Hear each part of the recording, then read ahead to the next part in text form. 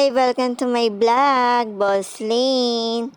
Ayan, nagpunta nga pala kami ni Boss dito sa La Pieta. Pinasyalan ko si tatang ko.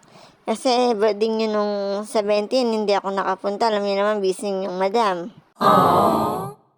Nung birthday talaga ni tatay ko, pinupuntahan ko siya kahit nung buhay pa siya. Hindi naman ngayon na wala na siya, doon ako nagpupunta. Hindi, kasi pag birthday niya, hinihintay ako ni tatay ko. Lalo na pag may okasyon, pag Pasko, ganyan, parang bata rin yung tatay ko. Sasabihin niya kung ano yung gusto niya, bibilin ko siya nun.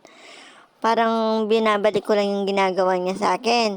Yan, tapos nagpunta rin nga pala kami sa palengke ng Pangpang. Bumili kami ng ulam namin pang isang linggo. Alam niyo naman, wala na kami time mamili at makapagluto. Diyos ko, may pakanya ko eh. Kaya minsan bumibili na lang ako ng ulam, nagpapabili na lang ako sa mga kasama ko, pati si boss. Kahit na meron kaming ulam sa rep, wala na kasing time talaga magluto. Kaya tuwing Sunday, kung meron din oras, pinagluluto ko si boss. Yan, nag-request siya ng animasag.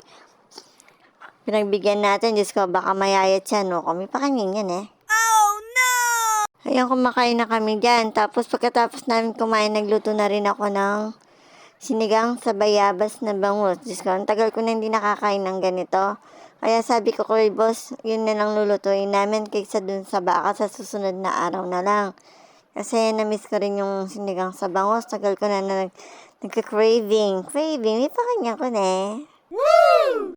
Favorite ko kasi yung sinigang sa bayabas. Kahit yung iba hindi ko makain kasi daw nangangamoy daw na kila-kila. No? Kami pa kanyang kayo na. Saka nagprito rin ako ng bagnet, meron pa naman kami tira. Tapos, buti na lang kanina umaga maganda yung panahon. Tingnan nyo naman yung panahon ngayon, Diyos ko, no? Uulan, aaraw.